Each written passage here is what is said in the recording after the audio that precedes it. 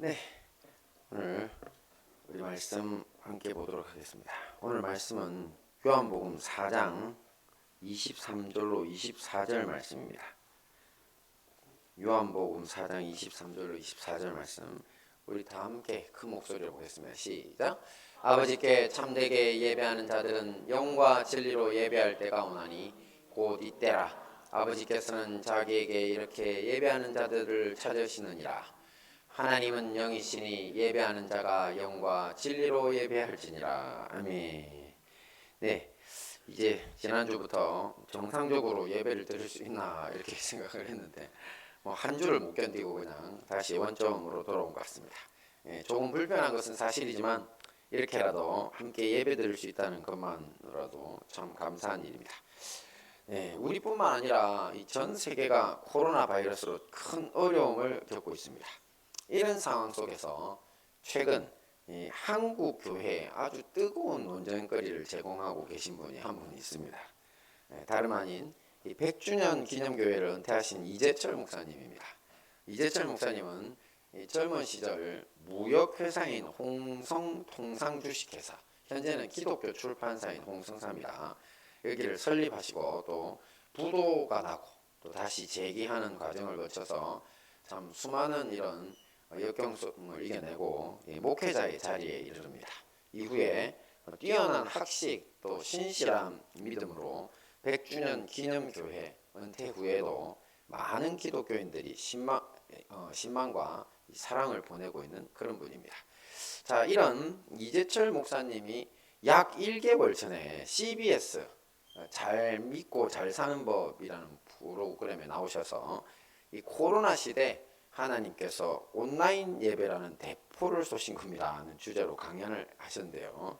자, 이 강연 내용에 의문을 제기하시는 분들이 현재까지 많습니다. 자, 이 제철 목사님이 출연하신 CBS 유튜브 채널의 구독자를 봤더니만 한 22만 명 정도 되더라고요. 근데 이제 문제 영상을 보신 분들은 현재까지 50만 회가 넘습니다. 그러니까 그만큼 현재 이슈가 되고 있다는 겁니다. 자, 이 가장 주목할 만한 비판을 제기하신 분은 이정훈 교수입니다. 울산대 법대 교수. 이정훈 교수는 이재철 목사님 면죄부 판매를 중단하십시오. 이런 영상을 올려서 이 목사님의 말씀의 취지는 이해하지만 그 논조에는 동의할 수 없다고 우려를 나타내고 있습니다. 자, 이정훈 교수 역시 이재철 목사님 못지않은 이력을 갖춘 분입니다.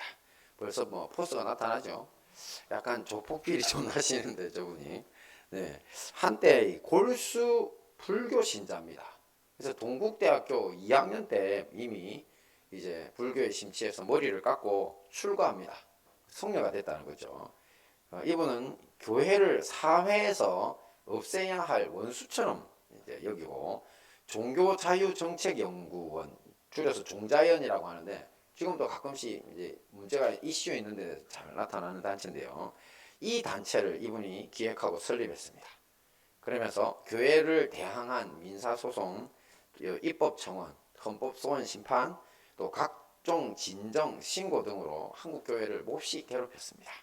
자, 저도 몰랐었는데 정말 이 설교 준비하기 전에 몰랐어요. 몇 년 전까지 이제 고속도로를 달리다 보면 꼭 저렇게 크게 고려언단 하면서 위에 영어로 Jesus loves you 해서 예수님은 사랑해요 당신을 이렇게 쓰는 거거든요. 그래서 저런 광고판이 항상 있었는데 어느 날 없어졌더라고요. 알고 봤더니만 저 고려온당 광고판을 철거하도록 만든 분이 바로 저희 이정훈 교수였습니다. 그리고 공립학교 내에서도 종교 활동을 못하게 만들고 또 공무원들이 종교적 중립 지켜야 된다고 강화시키고 또 교회 내에 투표소도 옛날에 설치를 했거든요. 그것도 못하게 관철시키신 분이 바로 이분입니다. 바로 이정훈 교수. 자, 이런 반기독교 사상가이자 활동가가 2007년 어느 여름날 찾아오신 예수님을 만납니다. 자, 그리고 회심하게 되는데요. 자, 그날도 기독교를 공격할 포인트를 잡으려고 기독교 방송을 시청 중이었다고 합니다. 뭡니까? 적을 알아야 적을 이기지, 그죠? 그래서 방송을 틀어놓고 딱 보고 있는데 그때 마침 서울중앙선교회교회 한기채 목사님의 설교가 방송에서 나오고 있었는데 방송에서 이 한기채 목사님이 저 보니까 굉장히 선한 분이시더라고요. 그때 주여 저는 죄인입니다 이렇게 목사님이 통해 고백을 하시는 거예요. 근데 이제 그때 자기 속으로 아이고 쇼하고 있네. 뭐 너나 잘하세요. 이렇게 말을 하려고 이제 딱 하는데 갑자기 혀가 탁 굳어지고 이 머리 정수리부터 발끝까지 강력한 전류가 흘러 그대로 꼬꾸라지고 말았다는 겁니다. 감전된 거죠. 자, 하나님의 능력으로 감전이 되어버렸어요. 그 자리에서 정말 죽는 줄 알았답니다. 자, 희한하게도 자기 자신이 죄인이라는 사실, 또 이제 기독교를 이기기 위해서 신학서적을 많이 읽다가 봤었는데 그때 인간이 전적으로 부패했다, 썩었다는 거죠. 인간이라는 존재가 그런 것이 뭔지 자기 몸 구석구석 세포까지 느껴지더라는 겁니다. 그러면서 의롭다고 자만했던 자신의 죄성이 낱낱이 보이고, 그러면서 아, 내가 신의 자리에, 예수님의 자리에 앉아서 이렇게 교만한 삶을 살았구나. 그러면서 그 짧은 시간에 죄인을 살리신 창조주, 또 이 구세주 예수님이 확실히 믿어지더라는 거죠. 자, 이렇게 기독교를 모질게 핍박했던 사울이 다메섹 도상에서 주님을 만나고 회심했듯이 그날 이후 이정훈 교수의 삶은 극적으로 변화됩니다. 십자가만 봐도 눈물이 주르르 흘렀다고 하더라고요. 자, 그로부터 지금은 자타가 공인하는 유명한 기독교 변증가 중 한 명이 되었습니다. 자, 흥미진진하지 않으십니까? 자, 이재철 목사님, 이종훈 교수, 자, 이런 기독교계 거물들의 논쟁이 도대체 어떤 문제일까? 자, 특별히 온라인 예배에 대한 견해 대립입니다. 하지만 그 중심 주제가 마침 오늘 우리가 살펴보고자 하는 영과 진리로, 옛날에는 신령과 진정으로 그랬죠. 예배드린다. 그런 그 영과 진리로 예배드리라는 것이 바로 이분들의 논쟁의 주제입니다. 그래서 오늘 제 서두가 이렇게 길었던 겁니다. 자, 그리고 이런 종류의 논쟁은요, 사실은 싸움 같은 파괴적인 논쟁이 아닙니다. 서로 막 때리고 막 욕하고 이런 게 아니라 오히려 생산적이고 건설적인 것이라고 할 수 있습니다. 왜냐하면 어떤 분야의 대가들이 이 다양한 의견들을 내놓으면요, 그것을 우리가 듣고 생각함으로 이 오늘을 사는 그리스도인으로서 올바른 방향성을 정하는데 참 도움이 많이 되기 때문이죠. 자, 이제 이분들의 도움을 받아서 오늘 특별히 이분들 논쟁 주제를 한번 찾아보고 처음 시도하는 겁니다. 그죠? 이렇게 설교는. 오늘 코로나 시대 어디서 어떻게 예배 드리는 것이 영과 진리로 예배 드리는 정답이 될지 한번 찾아보고 은혜를 나누도록 하겠습니다. 첫째 한번 봅니다. 시작. 코로나 시대 하나님께서 온라인 예배라는 대포를 쏘신 겁니다. 네, 이재철 목사님 주장인데요. 자, 지금으로부터 약 500년 전까지 당시 서구 기독교와 또 서구 사회는 정말 부패한 로마 가톨릭 교회, 우리 뒤쪽에 성당 있죠. 저 사람들 들으면 기분 나빠할 텐데 뭐 어쩔 수 없어요. 세계 역사가 증거하는데 뭐 얼마나 썩었는지. 자, 그것 때문에 오랜 기간 동안 고통을 당하고 있었습니다. 자, 그러다 1517년에 마틴 루터라고 하는 이 믿음의 거인이 등장합니다. 원래는 가톨릭 수도사였는데, 수사. 근데 이분이 성경을 읽다가 이렇게 하나님의 말씀에서 떠나 있는 이 가톨릭의 문제가 크다, 썩었다.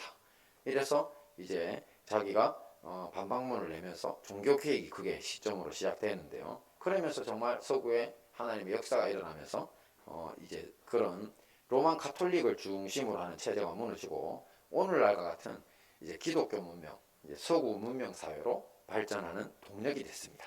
이재철 목사님은 이 본인의 강의에서 오늘날 코로나로 촉발된 이 세계적인 위기 상황을 500년 만에 찾아온 제2의 종교개혁의 기회라고 말합니다. 왜냐하면 모든 위기는 또 기회로 이어지잖아요. 그죠? 자, 그리고 그 종교개혁의 대상을 정하는데 다름 아닌 교회라고 하는, 교회입니다. 대상이 교회라고 하는 특정 공간만을 절대시하는 교회에서 드리는 예배가 그 계획 대상이랍니다. 자, 쉬운 말로 교회에서만 예배 드려야 한다는 생각을 바꿔야 한다는 것이죠. 자, 2000년 전에 예수님은 사마리아 우물가에서 한 여성을 만납니다. 그 여성은 남편이 5명이나 있었는데 지금 함께 지내는 남자도 남편이 아니라고. 자, 오늘날 봐도 정말 기구한 인생을 살고 있는 여성이었습니다. 자, 그 여성은 자신의 삶에 지쳐 하나님을 갈망하던 중이었는데 예수님을 만나 하나님을 예배할 올바른 장소 어디냐고 묻습니다. 왜냐하면 그 당시 자기 사마리아 사람들은 그리심산이라고 사마리아 지역에 있는 그 산이 거룩한 산이니까 여기서 예배를 드려야 하나님을 만날 수 있다 이렇게 주장하고, 또 자기들하고 적대 관계에 있던 유대인, 예수님 유대인이니까 유대인들은 또 예루살렘에서 예배 드려야 한다. 자, 이렇게 말을 하니까 도대체 이 여성이 생각할 때 내가 어디서 예배를 드려야 하나님을 만나서 내 삶의 문제를 해결하나 이런 고민이 있었던 거죠. 그래서 예수님께 질문을 했더니만 예수님이 답을 주시죠. 함께 보면 시작. 예수께서 이르시되 여자여 내 말을 믿어라. 이 산에서도 말고 예루살렘에서도 말고 너희가 아버지께 예배할 때가 이르리라. 하나님은 영이시니 예배하는 자가 영과 진리로 예배할지니라. 아멘. 이처럼 예수님은 예배의 장소가 중요한 것이 아니라 이 산에서도 말고 예루살렘에서도 말고, 그죠? 이 산 저 산 장소가 중요하지 않다. 오직 영과 진리로 예배드리는 게 핵심이라고 하셨죠. 자, 그럼 영이라는 거는 뭐냐면 바로 성령의 인도하심을 받는 겁니다. 그래서 성령의 인도하심을 받지 않고 악령의 인도함을 받는 예배가 있죠. 우상 숭배나 그런 거 있잖아요. 그 우상 숭배 옛날에서 막 돼지 머리 갖다 놓고 막 건드는 그런 거. 그거는 예배기는 예배인데 악령의 인도를 받는 겁니다. 이상한 현상들이 자꾸 일어나죠. 자, 그리고 진리로 예배드린다는 것은 바로 진리라는 건 뭡니까? 참되고 바른 이치, 참되고 바른 가치, 곧 하나님의 말씀을 말하는 겁니다. 그래서 예배를 드린다는 건 뭐냐면 성령이 인도하시고 참되고 올바른 가치인 하나님의 말씀을 따라서 드리는 예배. 곧 사실 저것은 삶으로 드리는 예배를 말하는 겁니다. 자, 그런데 이재철 목사님이 보시기에 자, 교회 역사에서 사람들은 영과 진리로 드리는 삶의 예배보다 건물을 짓고 그 건물에서 예배드려야 한다는 생각에 지금까지 사로잡혀 왔다는 겁니다. 자, 사실 그렇습니다. 역사적으로 보면 이 이스라엘 사람들은 솔로몬 성전부터 헤롯 성전에 이르기까지 성전을 아주 절대시하고 우상화했습니다. 그래서 하나님은 이 건물들을 파괴시켜버리죠. 자, 이재철 목사님에 따르면 기독교 2000년 역사 역시 마찬가지였는데 우리 기독교 전체 역사에서 초대교회 이후 서아시아 지역이 제일 복음 전파가 많이 됐거든요. 근데 거기에 건물도 얼마나 많이 지었는데 교회 건물 지금 다 파괴되고 그냥 유적지 몇 개만 남았다 이겁니다. 자, 이렇게 사람들은 건물을 짓고 하나님은 파괴하는 역사가 되풀이 되었는데 오늘날 현대 교회들 역시 아주 큰 대형 교회 건물 짓기를 하는 데에만 혈안이 되기는 마찬가지라고. 자, 이 때문에 교회 밖에서 하나님과 상관없이 살아가는 썬데이 크리스찬이라고 하거든요. 그러니까 썬데이 일요일이죠. 일요일만 되면 그냥 예배 가고 그 다음에 하나님하고 상관없어. 이런 썬데이 크리스찬만 양산되어 온 것이 현실이다. 이렇게 비판을 하고 있는 겁니다. 자, 그래서 이재철 목사님은 이런 한국 교회의 현 상황에서 코로나 사태는 온라인 예배를 불러왔고 또 온라인 예배가 한국 교회를 향해 하나님이 쏘신 대포라고까지 주장하는 겁니다. 자, 온라인 예배를 특별히 대포라고 표현하는 건요. 중세 유럽의 성과 대포의 이제 발명 발전 사건에 비유한 겁니다. 자, 대포의 발명과 발전 전에는요. 유럽 성은 거의 절대적인 요새였습니다. 문만 제대로 닫아 걸고 있으면요. 정복이 거의 불가능했죠. 또 보시면 알겠지만 유럽 성들을 보면 앞에 큰 연못도 놓아가지고 물을 건너와야 되는 것처럼 힘들게 하고 닫아 걸면 못 들어왔죠. 옛날 사람들 실력으로는. 근데 이제 19세기 정도 접어들기 직전에 아주 정교하고 강력한 대포들이 등장합니다. 자, 그러면서 더 이상 성은 요새의 기능을 감당하지 못합니다. 대포가 너무 강하니까 성에 들어가 숨어봐야 오히려 모든 성벽이 허물어지고 그 안에 있던 사람들 역시 갇힌 상태로 죽을 수밖에 없었기 때문이죠. 자, 이재철 목사님에 따르면 최근 여론조사 결과 교인들의 4분의 1 이상이 오프라인 예배가 정상화돼도 온라인 예배만을 드리겠다고 응답했다고 합니다. 자, 드디어 이것을 해석할 때 이재철 목사님이 특정 건물에서 드리는 예배를 절대시하지 않은 영과 진리로 예배하기 시작하는 시점에 기회가 도래한 것이고 이것이야말로 새로운 예배를 위한 기회의 서막이요 제2의 종교개혁이 도래한 것이다. 이렇게 주장하는 겁니다. 네, 뭐 여러분들 속에는 어떻습니까? 맞다고 생각하는 분들도 있을 수 있고 뭐 저걸 저렇게 거창하게 이야기하나 그러실 수 있죠. 네, 거기까지 들으셨으니까 이제는 다음 두 번째 보겠습니다. 시작. 이재철 목사님 면제부 판매를 중단하십시오. 네, 여기에 대한 응답이 한 보름 만에 이종 교수를 통해서 났는데요. 사실 앞에서 말씀하신 것을 이재철 목사님 이야기를 들어보면 자 결국 요약을 해보면 영과 진리로 예배드린다는 것은 교회라고 하는 특정 장소에 제약받지 말고 삶으로 드리는 예배여야 하는데 온라인 예배가 그런 진정한 예배를 위한 기회의 서막이고 또 교회라는 특정한 건물 중심 예배를 허무는 하나님이 쏘신 대포다 이렇게 요약이 되죠. 요약되셨죠. 자, 근데 이제 여기에 대해 가지고 이정훈 교수가 조금 전 보신 이 제목으로 이야기를 하는데 그러면서 자 이정훈 교수는 자 우선 이재철 목사님의 말씀의 취지에는 정말 100% 공감한다, 동의한다고 합니다. 그러니까 하나님께 영과 예배로 이제 건물에 이제 국한되지 말고 예배를 드리자고 하는 취지는 참 인정을 하는데 또 그리고 제2의 종교개혁의 기회라는 것도 동의한다고 합니다. 왜냐하면 우리 교회도 지금 보면 정말 문제들이 많잖아요, 그죠? 개혁해야 됩니다. 자, 하지만 온라인 예배가 과연 한국 교회를 향해 하나님이 쏘신 개혁의 대풍가 거기에는 절대 반대라는 겁니다. 자, 이재철 목사님은 예수님이 사마리아 우물가 여인에게 이 산에서도 말고 예루살렘에서도 말고 영과 진리로 예배하라는 그 말씀을 성경적 근거로 들었는데 그 말씀을 그대로 적용하면 어떻게 됩니까? 교회 건물에서도 말고 온라인 예배로도 말고 영과 진리로 예배해라 이렇게 결론을 내야 이게 맞죠. 근데 자 이재철 목사님이 온라인 예배를 교회 건물 예배를 허물어 버릴 수 있는 하나님의 대포라고 비유하게 되면 이건 뭐냐면 온라인 예배야말로 교회 건물 예배를 대체해버리는 영과 진리의 예배라고 주장하는 것과 다를 바 없다는 거죠.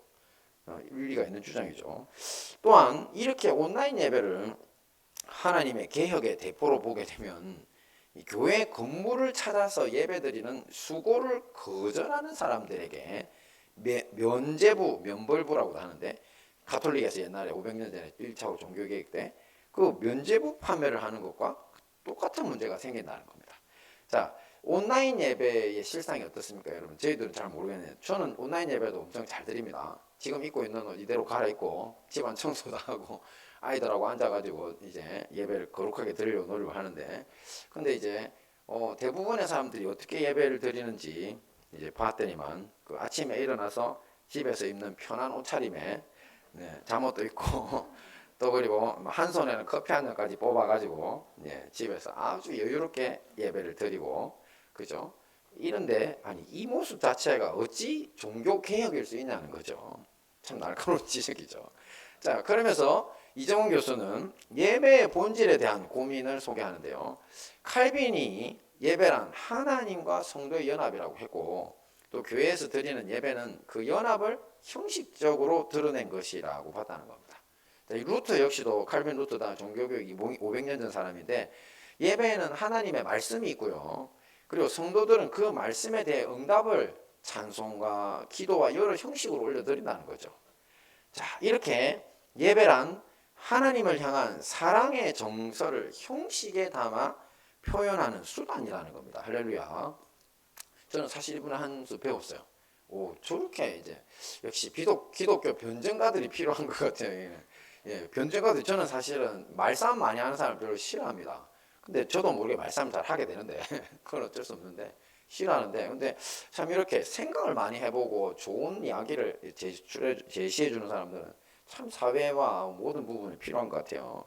그래서 이렇게 우리가 하나님을 향한 사랑의 정서를 예배 형식으로 표현하는 게 수단이라는 겁니다. 근데 또 더 좋은 이야기를 해요. 뭐냐면 원래 사람이 가진 정서와 그것을 표현하는 형식이 이렇게 있을 때요. 올바른 형식은 또 올바른 사랑의 정서를 고양시켜 준다는 거죠. 자, 우리가 하나님 앞에 예배한답시고 예를 들어가지고 옷을 홀랑 벗고 막 뛴다고 생각을 해보세요. 진짜 홀랑 벗고. 근데 이교대들은 그것뿐만 아니라 옷을 홀딱 벗고 뛰고 칼을 들고 자기 몸에 피를 내요. 지금도 그래요. 힌두교들 예배 제사 드릴 때 보면요 그 짓들 해요. 그리고 숯을 막 달고 가지고 밑에 깔아놓고 그 위에 달려가지기를 안 하나 아니면 그 위에 들어누워서 뒹구르고 그래. 그게 예배예요, 얘네들은. 예. 그러니까 이거는 뭐냐면 올바른 예배 형식도 아니고 사실 영과 진리로 예배 드린다고 할 때 악령에 의해서 이끌림을 받는 거는 예배가 아니랬죠, 하나님께 드리는. 그러니까 힌두교나 무슨 이상한 종교들이 하는 거는 악령에 이끌려서 희한한 형식으로, 그러니까 온갖 더러운 짓들을 다 해요. 뭐 유아 살해도 하잖아요. 아이들까지 죽이고.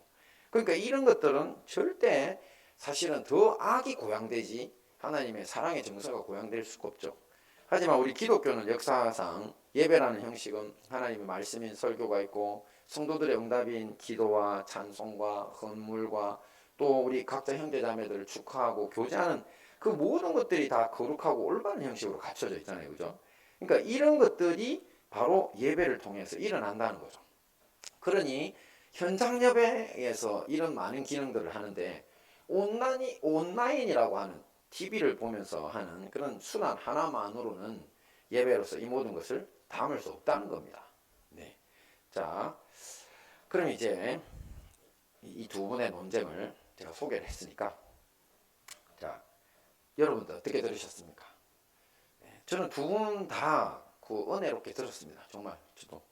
왜냐하면 이재철 목사님은 제가 부산 사람이다 보니 딱 억양을 들어보면 부산 아니야? 이렇게 부산 아이가 이렇게 생각을 해요.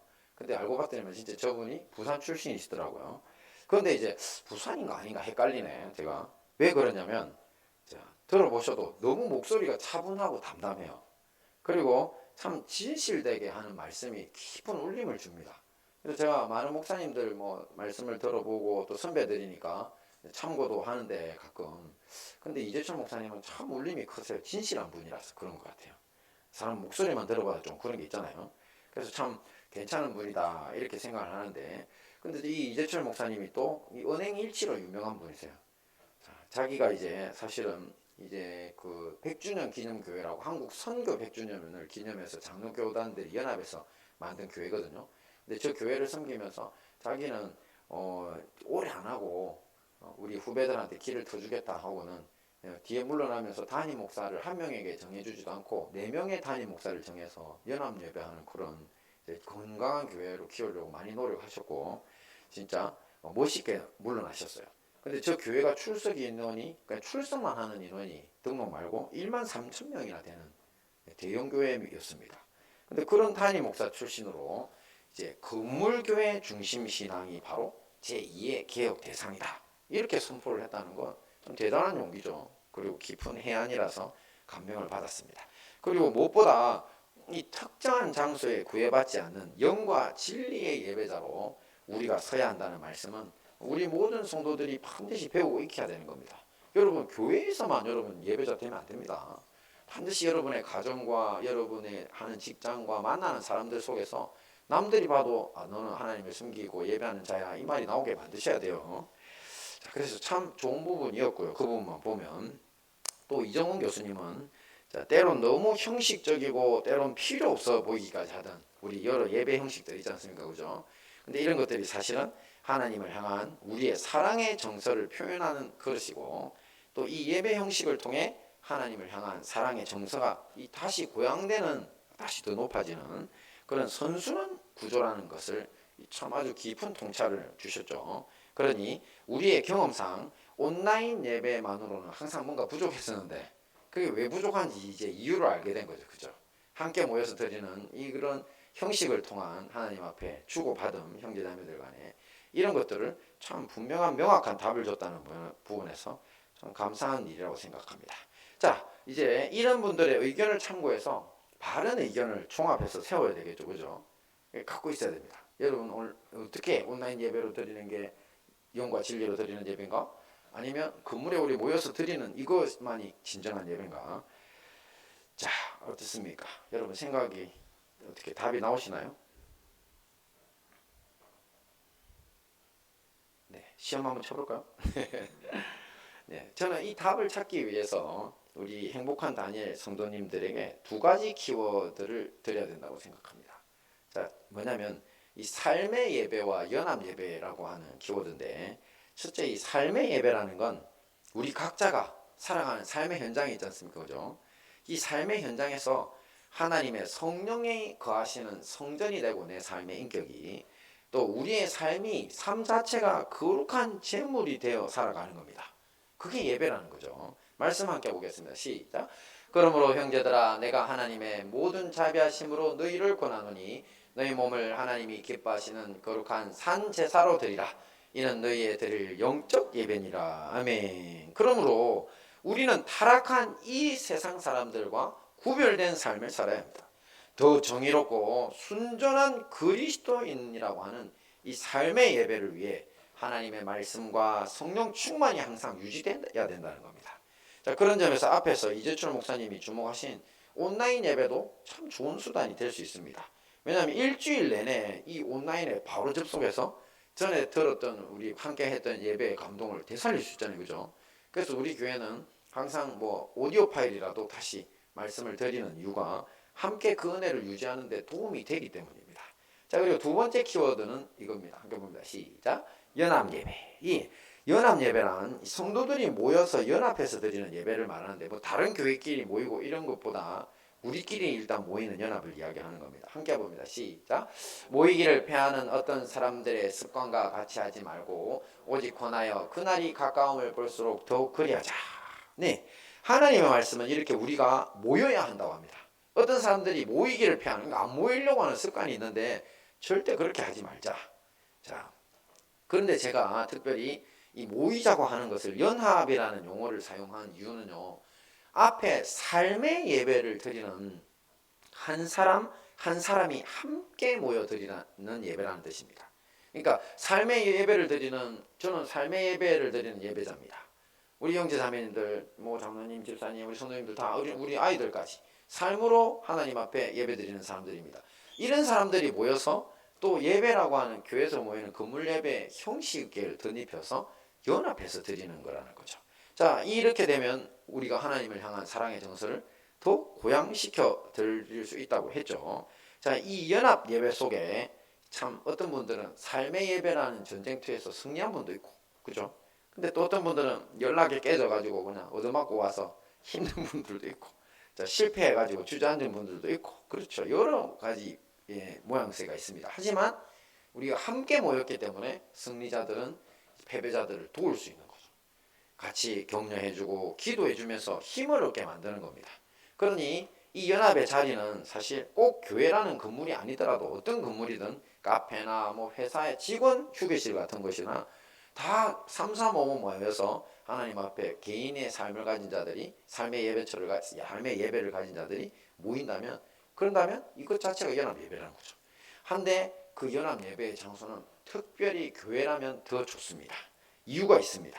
왜냐하면 하나님의 말씀이 솔로몬 왕이 성전을 건축하고 기도할 때 응답하신 내용이 있거든요. 이 말씀을 한번 봅니다. 시작. 내가 건축한 이 성전을 거룩하게 구별하여 내 이름을 영원히 그곳에 두며 내 눈길과 내 마음이 항상 거기에 있으리니. 아멘. 참 저는 이 말씀을 생각하면 감격입니다.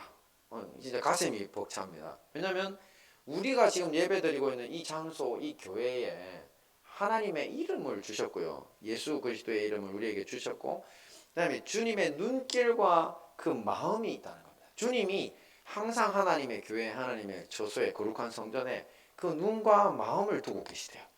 그래서 이제 이사야 선지자는 우리 성전을 뭐라고 불렀습니까? 바로 만민이 기도하는 전이다. 만민이 기도하는 집이라고 선포했습니다. 왜? 바로 여기에 하나님의 이름, 눈길, 마음이 가 있기 때문에 여기에서 기도하면 하나님이 들으신다는 거죠. 자, 이 모든 것들을 종합해 보면요, 우리는 이 코로나 시대 어디서 어떻게 예배 드리는 것이 정답인지를 알 수 있습니다. 뭐가 정답입니까? 바로 그것은 삶의 예배를 통해 우리 성도 한 사람 한 사람이 성전이 되고, 또 연합 예배로 하나님의 이름, 그분의 눈길, 그 마음이 항상 다 있는 교회에 함께 모여서 기도하고 찬양하고 헌금하고 봉사하고 또 교제하면서 하나님께 영광을 돌려야 한다는 것입니다. 할렐루야. 자, 우리는 이런 성도님들을 참 영과 진리로 예배드리는 진정한 예배자라고 부르는 겁니다. 자, 이 모든 말씀으로 영과 진리로 예배하여 승리하시는 우리 행복한 다니엘 교회와 형제교회 성도님들 되시기를 축원합니다. 아멘.